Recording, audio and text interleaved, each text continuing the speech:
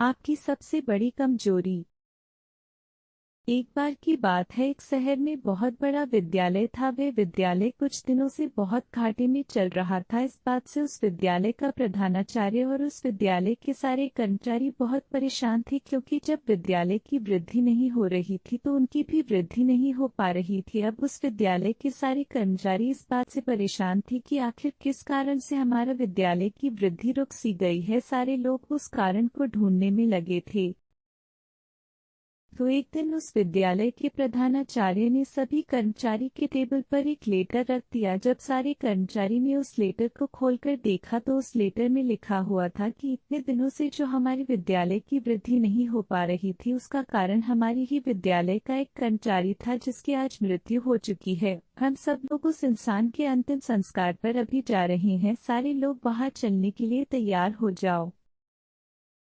जब सारे कर्मचारी ने वो लेटर पढ़ा तो सभी कर्मचारी को खुशी तो बहुत हुई कि जैसे इंसान की वजह से हमारे विद्यालय की वृद्धि नहीं हो पा रही थी, अब वो इंसान इस दुनिया में नहीं रहा। अब हमारी विद्यालय फिर से वृद्धि करने लगेगा। लेकिन वो सारे लोग थोड़ा दुखी भी हो गए कि जो भी था तो हमारी विद्यालय का कर्मचारी और आज उसकी मृत्यु हो चुकी है। तो उस विद्यालय के प्रधानाचार्य ने सारे कर्मचारी को एक जगह जमा किया और उस सब मिलकर उस इंसान के अंतिम संस्कार पर गए। वहां पर एक बड़ा सा हॉल था और उस हॉल के बीच में एक ताबूत रखा हुआ था। उस विद्यालय के सारे कर्मचारी एक एक करके उसको ताबूत के पास जा रहे थे और उस इंसान को देख रहे थे।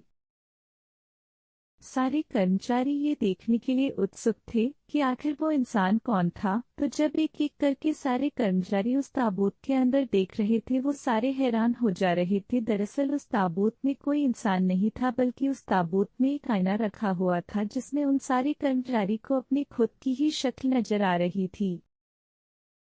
इस कहानी की सीख।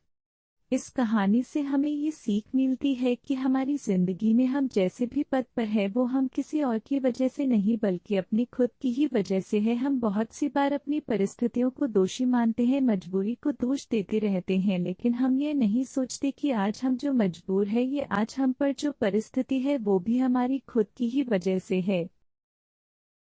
हम हमेशा अपने काम को कल पर डालते रहते हैं। काम करने का अभी मन नहीं है, ये सब बहाने देखकर हम खुद को ही कभी आगे नहीं बढ़ने देते। अगर हम अपने काम में अपना 100% नहीं देंगे तो हम कामयाब कभी नहीं हो सकती। सपने तो हम बहुत बड़े बड़े देख लेते हैं, लेकिन बाद में हमें खुद पर ही विश्वास नहीं होता है कि क्या ये मेरे सपने सच हो पाएंगे, क्या मैं इन सपनों को सच कर पाऊंगा। ये शक हमारे दिल में इसीलिए पैदा होता है क्योंकि हमें खुद पता होता है कि मैं अपना सारा दिन किन चीजों पर लगा रहा हूँ। हमें रोज रात में शर्मिंदगी महसूस होता है।